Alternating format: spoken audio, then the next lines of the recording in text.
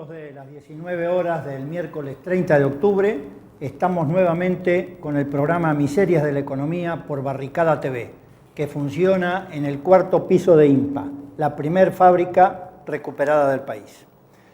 Y hoy es casi inevitable no referirnos a las elecciones y a los resultados electorales del domingo pasado, que como ustedes saben confirmaron las tendencias que se habían verificado en las PASO, pero en algunos casos potenciaron esas tendencias. Tanto en el triunfo del Frente Renovador, que llevó como primer candidato a Sergio Massa en la provincia de Buenos Aires, que prácticamente duplicó los votos, la diferencia de puntos con el oficialismo en una punta, como en la otra punta el ascenso de la izquierda, que ha hecho la mejor elección de toda su historia, consiguiendo una buena bancada de diputados nacionales, diputados y senadores provinciales y también una serie de consejeros. Pero además una serie de porcentajes en distintas localidades del país muy significativos y que sorprenden a unos y a otros. Y en el medio de todo esto también el ascenso de una derecha republicana que empieza, de un centro derecha republicana, para ubicarlos un poco mejor, que empieza a constituirse nacionalmente sobre la base del panradicalismo, pero también en relación con el socialismo de Wiener, el aporte de Pino Solanas, etc. Todo esto abre un panorama en una situación económica que no es explosiva desde el punto de vista que no se avecina, a mi juicio al menos, una crisis en lo inmediato, pero sí que las principales variables macroeconómicas están encontrando serias dificultades para superar los límites tradicionales históricos de la economía argentina. Bueno, sobre esta base es que pensamos analizar en el programa de hoy este proceso electoral, sus conclusiones, un balance y ver cómo se proyecta para el año 2015.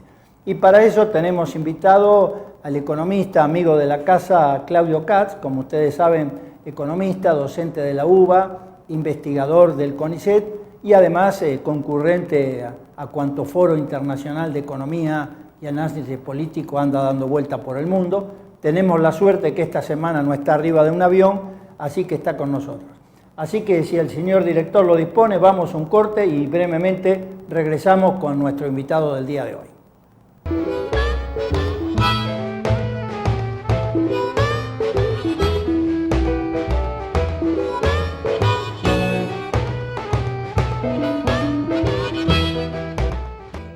Bueno, estamos nuevamente en el aire. Claudio Katz, docente, investigador, economista, gracias por venir al programa. Y en términos generales, ¿qué balance haces de este proceso electoral que ha terminado con una participación de casi el 80%, superior a la de las PASO y con muy poco porcentaje de votos en blanco e impugnados, ¿no? Es decir, una participación muy fuerte de la ciudadanía? Sí, además importante después de haber participado en las PASO. Todo sugería que no iba a haber novedades desde el momento que ya las PASO condicionaron el escenario electoral, el retroceso del gobierno. Pero la novedad fue la magnitud de ese retroceso. No cabe duda que no es lo mismo perder por 4 o 5 puntos en la provincia de Buenos Aires que perder por 11 o 12. Y en el interior el castigo al gobierno fue mayor de lo esperado y la pérdida de Filmus acá en la capital federal, aunque previsible, es como un añadido simbólico a este retroceso del gobierno.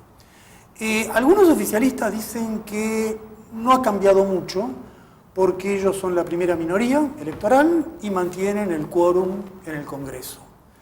Pero es más bien una justificación que un análisis serio, porque fíjate vos que ese quórum está muy vacilante. La experiencia argentina es que los diputados del gran peronismo se inclinan a ganador. No sería extraño que avanzando el tiempo haya migraciones, ¿no? Totalmente, ¿no? Y por lo tanto hay un proceso de reconstitución, pero la idea de muchos oficialistas que vamos a repetir el 2009, una pérdida electoral y después una gran recuperación, esta vez está muy en veremos. Las condiciones económicas son muy distintas a las del 2009.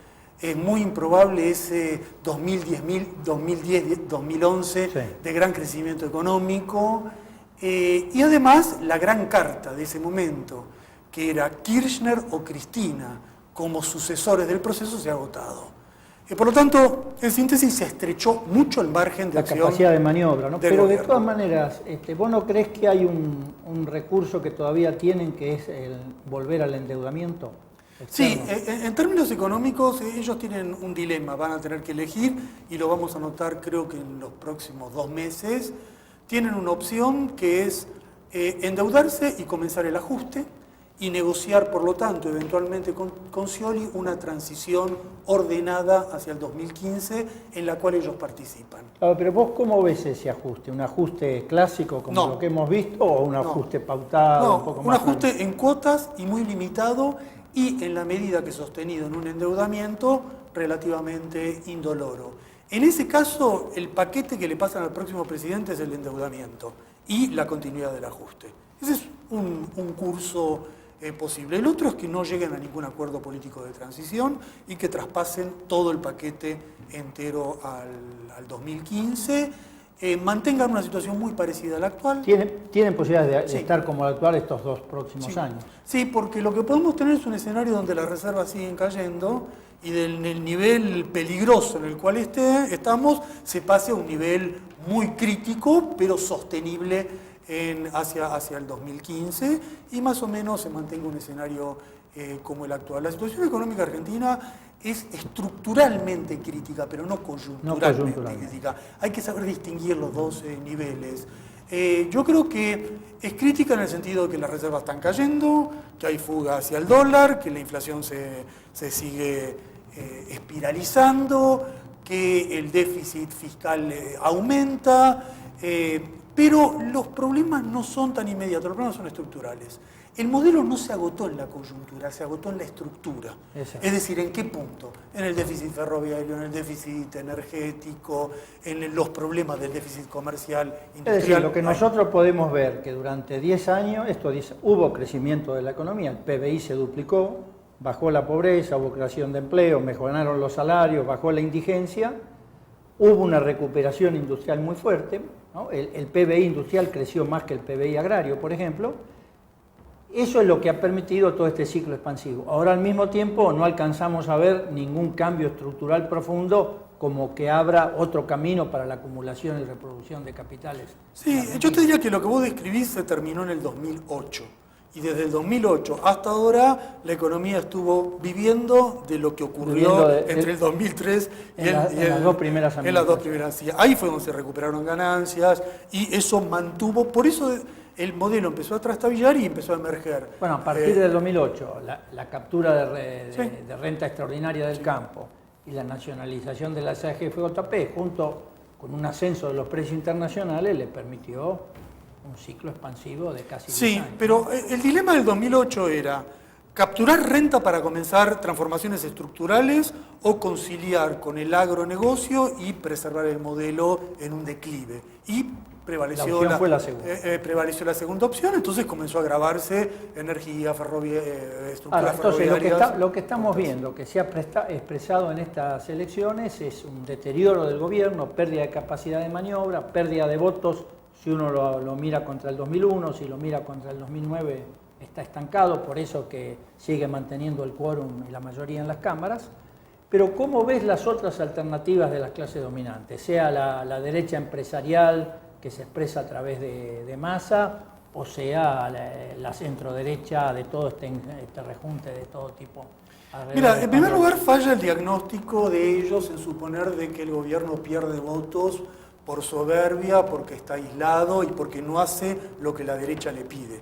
El gobierno pierde votos a nivel popular porque no avanza en las transformaciones que los sectores populares esperaban. En vez de avanzar en la nacionalización de YPF, acordó con Chevron. En vez de introducir un real control de precios, mantuvo esta negociación que desencadena un descontrol de precios. En vez de avanzar en un sistema cambiario que permita ordenar la economía, descuajeringó toda la estructura cambiaria del país.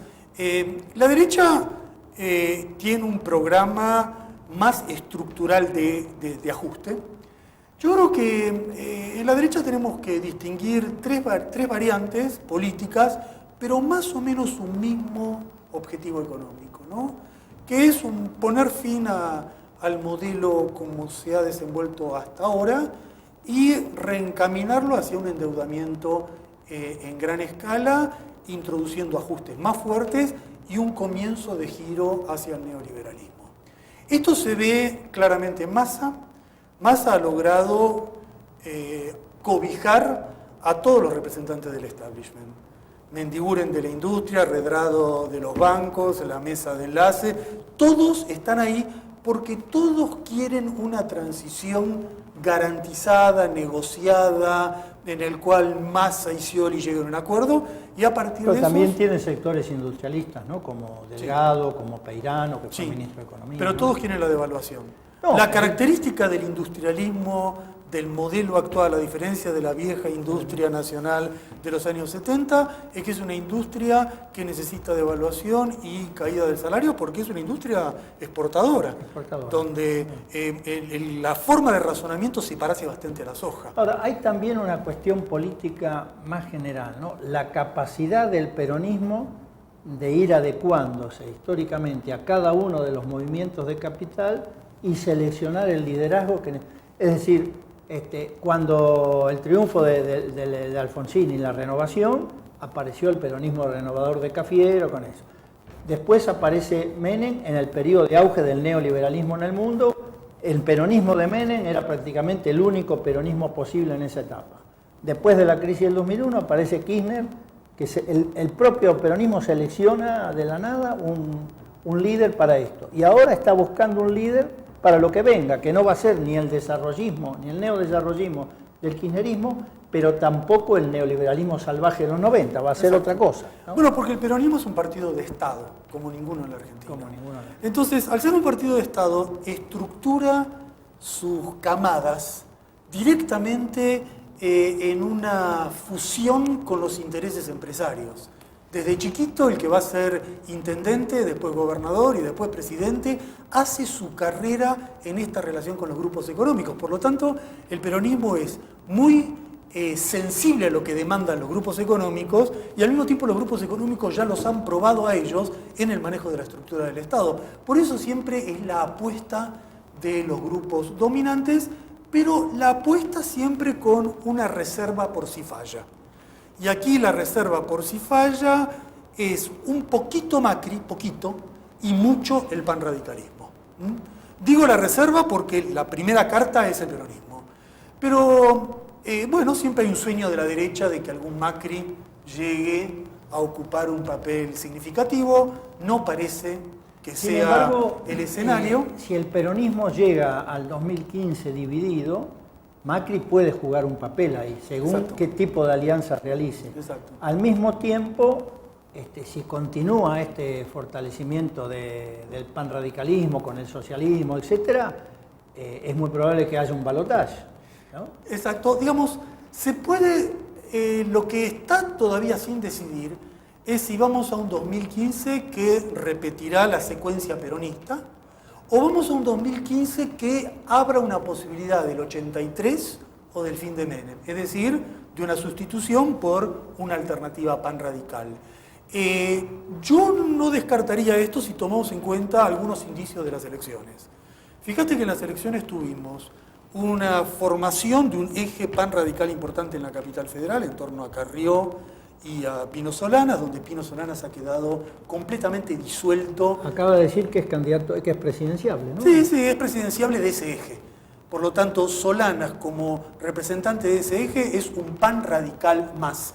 Y como ya lo demostró en la campaña electoral, asumirá plenamente el discurso pan radical y archivará cualquier vestigio de nacionalismo, cualquier vestigio de medidas progresistas. Eso ya quedó en el caso... Es realmente impactante. Sí, sí, vuelco, en el caso en de... una personalidad sobre todo como la de Solanas es impactante, ¿no? Sí, es lamentable, pero en la realidad el hombre apostó a una transfiguración y ha quedado prácticamente como yo diría, como el pelele de Carrió, ¿no? ¿Vos creés que ese viraje puede ser producto de ambiciones personales, que no hay que descartar, pero también producto de que llegó a la conclusión de que ese espacio de centroizquierda ya no tiene espacio? Exacto. Sí. Yo creo que hay dos motivaciones. La primera, lo que guía a cualquier político burgués, que es llegar, a cualquier precio, llegar. Y la segunda, quizás una valoración real de que el espacio de centro-izquierda está ocupado por el kirchnerismo y que no hay forma en la Argentina en los últimos años de hacer política centro-izquierdista pura fuera del kirchnerismo. Por eso optó por ahí, pero yo te diría que quizás más significativo de que lo que vimos en la capital federal es lo que vimos en Mendoza y en Santa Fe. Tomá en cuenta que Wiener ya por segunda, tercera, cuarta vez vuelve a consolidarse como una figura de gobernador que se candidatea como presidente y tuvo un discurso, al igual que Macri y al igual que Massa, salió inmediatamente con un discurso presidenciable apenas terminaron las elecciones y tratando de borrar la imagen que tiene de la Rúa. Intentó hacerse, claro, y que intentó así difundir una imagen de un hombre enérgico, lo cual va a tener que tener mucho asesoramiento de los expertos para lograr cambiar ese perfil. Y el otro, sin lugar a dudas, es Cobos, que logró una elección interesante. Lo de Cobos me parece importante para todos los que dicen que el panradicalismo difiere sustancialmente del kirchnerismo, que ellos son otra cosa por completo, que ellos no van a hacer nada parecido a lo anterior. ¿Y Cobos fue vicepresidente de quién? Como en la Argentina todo se olvida rápido, una de las figuras centrales de la nueva construcción participó en la primera etapa del kirchnerismo como un eje del kirchnerismo. Fue un eje bastante figurativo, ¿no? Porque en realidad no le daban ni el café en el Congreso. Sí, pero fue clave para que Kirchner ganara el primer periodo, en el momento que Kirchner tenía un 22% y era una figura aislada y necesitaba un radical. En ese momento el radical se lo dio. Y cuando ellos dicen, nosotros no nos vamos, nosotros no somos como los varones del Gran Buenos Aires que nos vamos al mejor postor y intercambiamos figuritas. Ah, ¿no? ¿Y cómo es que es? Sino la expresión de esa tendencia a mutar en función de las apetencias personales de cada uno. Tenemos que ir a un corte, pero te comprometo ahora en el segundo bloque que tomemos como eje de análisis la otra gran novedad de estas elecciones, que ha sido la histórica elección de la izquierda, la más importante de las elecciones, de los resultados para la izquierda en el país, desde que la izquierda es izquierda en el país. Vamos a un corte y enseguida regresamos. Les contamos.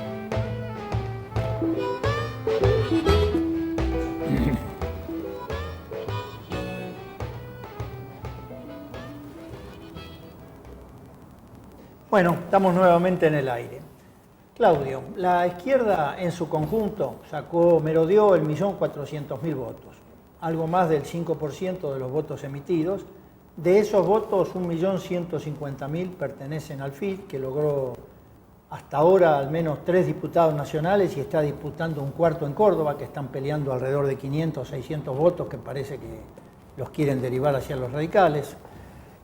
Ha sacado un senador provincial por Mendoza y un diputado provincial por la provincia de Buenos Aires y además 6, 7 u 8 consejeros, no tengo claridad sobre eso, pero además hay porcentajes en algunos lugares como el 15% en Caleta Olivia, el 9% en Neuquén, el 7,5% en Córdoba, pero en la ciudad capital de Córdoba el 12 y pico, en Santa Cruz el 11%, es decir, es una elección que supera los parámetros que cualquiera podía haber calculado, ¿no? ¿Cómo ves este resultado?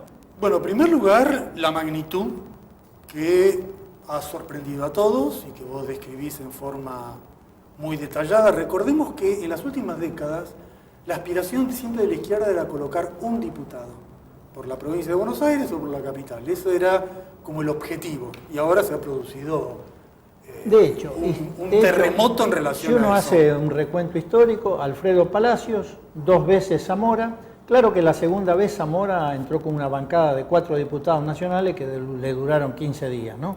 Pero él salió 2 veces por lo menos. Yo creo que la gran diferencia en el terreno de la magnitud es el carácter nacional del proceso. Eso es lo novedoso. No es la capital o la provincia de Buenos Aires. Al revés, lo que más llama la atención es que el peso que ha tenido la izquierda en el interior del país. Y los porcentajes que vos mencionás son mucho más significativos en el interior que en la capital. Incluso en la capital y la provincia se avanzó, pero no hay una diferencia cualitativa respecto al pasado. En el interior el cambio es total. En lugares muy conservadores, ¿no? Porque Mendoza, Salta son lugares muy conservadores. Yo creo que por lo tanto podemos tomar tres explicaciones básicas de entrada. En primer lugar, me parece que hay una decisión de una parte importante del electorado de que el proceso kirchnerista no gire en un péndulo hacia la derecha. Ya muchos se ven venir el fin de este periodo y ya sabemos que cuando un periodo de estas características concluye, los candidatos a sustituirlo son Massa, Scioli, Macri. Bueno, una gran parte que ve que esto termina, quiere que esto no termine de esa forma y ve a la izquierda como una posibilidad para que eso no ocurra. ¿Puede decir un voto de tipo defensivo sería? No, es un voto de apostar a que el kirchnerismo no degenere no termine en una nueva frustración derechista, ¿no? Es buscar algo nuevo para que no ocurra eso que ya se sabe que ha ocurrido tantas veces. Que un proceso centroizquierdista, como pasó con Alfonsín, termine en una nueva década de derecha. Y esto es muy nítido en el interior. Lo del interior es importante porque en el interior el kirchnerismo no es carta abierta y 678. En el interior del kirchnerismo son los viejos caudillos provinciales, la vieja estructura de las oligarquías semifeudales del PJ. Bueno, ante la perpetuación de ellos o la renovación hacia algo más derechista o que ellos mismos se transmuten en algo conservador, hay un voto a la izquierda. Yo creo que la segunda o la tercera razón es la sensación de que se viene un ajuste. Y frente al hecho que se viene un ajuste, votar a los que pueden participar o encabezar en una lucha que detenga el ajuste. Es como un mandato de lucha. Es pensar, bueno, si van a recortar los subsidios y subir las tarifas, si va a seguir la inflación y van a poner un techo a los salarios, si las jubilaciones ya no se van a indexar como en los últimos tiempos, necesitamos en la calle una fuerza que haya probado que sabe luchar y que quiere luchar. Entonces votemos a la izquierda. Yo diría que esas son podríamos señalar las causas generales que conducen a un voto a la izquierda, teniendo en cuenta que lo novedoso es el voto a la izquierda. La izquierda está presente en la vida nacional, en los centros de estudiantes, en los sindicatos, hace muchos años, y la novedad es que ha persistido durante la década kirchnerista. Por ejemplo, durante los 10 años de kirchnerismo los centros de estudiantes se mantuvieron en manos de la izquierda y los sindicatos que tenía la izquierda los mantuvo la izquierda y ganó nuevos. Es decir, el proceso tradicional donde la izquierda es fuerte se mantuvo. Ahora la novedad es la proyección en el plano electoral. Y junto con esto también hay que señalar los propios méritos que tuvo la campaña del FIT. La forma en la cual ellos abordaron la campaña. Que probablemente muchos no noten la diferencia porque la izquierda no estuvo muy visible en campañas electorales anteriores. En general, como era marginal, nadie compara mucho con lo que ocurrió antes, pero la izquierda se ha presentado en todas las elecciones desde 1983 hasta ahora. Tiene un récord de experiencia electoral. Bueno, en ese récord de experiencia electoral, un primer dato es la persistencia de ciertas figuras, que está probado que en la Argentina no se construyen de la noche a la mañana. Altamira, Zamora y los candidatos que han salido, especialmente los de Salta, son construcciones de larga data. No parece ser el caso de Mendoza, pero sería la excepción de la regla. En general el candidato se va haciendo. Como hemos visto que Carrió y Solanas caen y suben, Altamira cae y Zamora cae y vuelve a subir. Es decir, es una construcción política que lleva su tiempo y aquí la hemos visto. Ayuda mucho que las tres fracciones, los tres partidos de la izquierda que constituyen el FID, ya es la tercera vez que se presentan. Es una identidad que aparece construyéndose ya a nivel nacional, ¿no? Eso también sí, antes no pasaba, ¿no? Sí, se ha formado una unidad que se mantiene como unidad. Ellos han anunciado que rotarán los cargos cuando sean diputados. Han manejado una imagen de unidad que también contrastan con la vieja idea que uno tiene del trotskismo ortodoxo de grupos que se dividen rápidamente ante cualquier dificultad. Yo creo que esto es así. Me parece que también ha influido la forma en la cual se planteó una campaña electoral, tanto en los medios de comunicación como en la publicidad callejera. Si uno ve cómo apareció la izquierda en los medios de comunicación, lo hizo a través de demandas muy concretas. Y esto se extiende incluso a los que quedaron afuera. Me refiero, por ejemplo, al caso del MST, que hizo un tipo de campaña muy parecida a los que les terminó yendo mejor, que es una campaña muy basada en demandas precisas. Y muy moderna también, ¿no? Exacto. Muy moderna. Muy moderna, muy poco discursiva, con muchos recursos típicos de la publicidad y con mensajes contundentes que contrastaban con la vaguedad, especialmente en la segunda parte de la elección, cuando el kirchnerismo dejó de decir tenemos que elegir para hacer una campaña tipo felicidad, vender un producto, caras bonitas y vaguedades. En ese mundo de vaguedades y promesas, frente a las cuales muchos electores dicen, si aquí el mensaje es tan vago es porque me preparan algo muy serio, aumentó la desconfianza. Frente a eso hubo una demanda muy concreta. Salario igual a la canasta familiar, rechazo de los convenios de Chevron, planteo de las jubilaciones, 82%, una demanda muy precisa. Yo creo que eso y colocó a los candidatos de izquierda como gente que puede en el Congreso llevar adelante una demanda concreta, ¿no?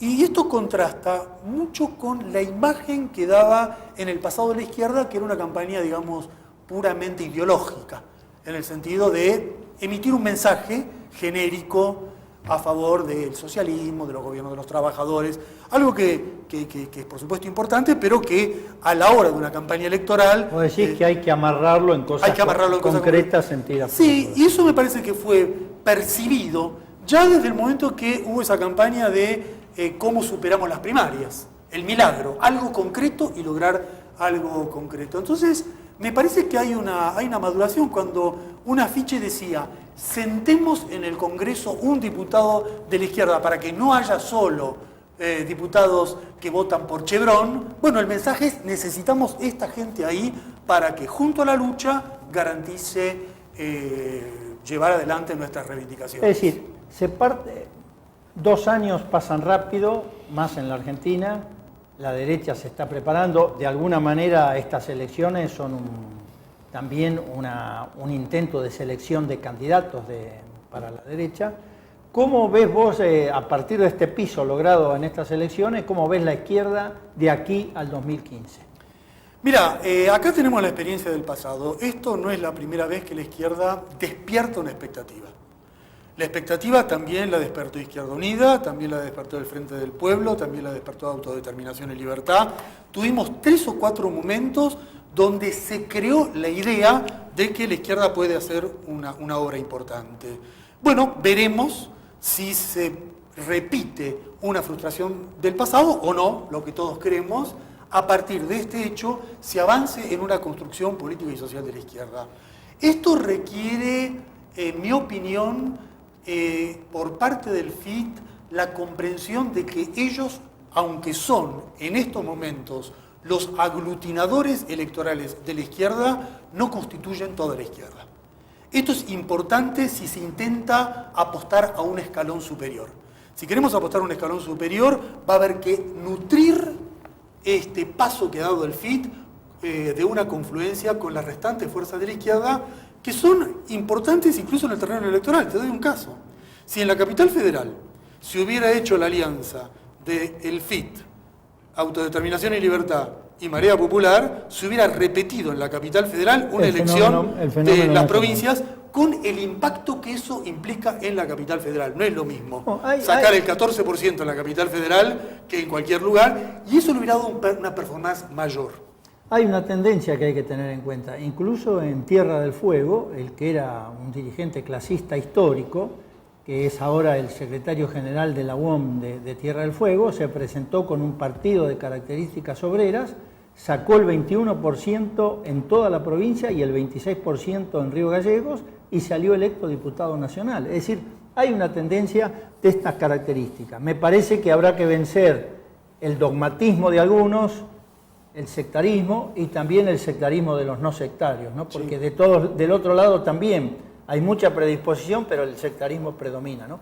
Bueno, es un periodo intenso de grandes discusiones, pero de grandes expectativas, y esperemos que la izquierda, tomada en su conjunto, esos 1.400.000 votos puedan reproducirse de aquí al 2015 y por lo menos tener la posibilidad de abrir una expectativa y una relación de fuerzas diferente. Para seguir analizando esto en el término de este tiempo, volveremos a convocarte.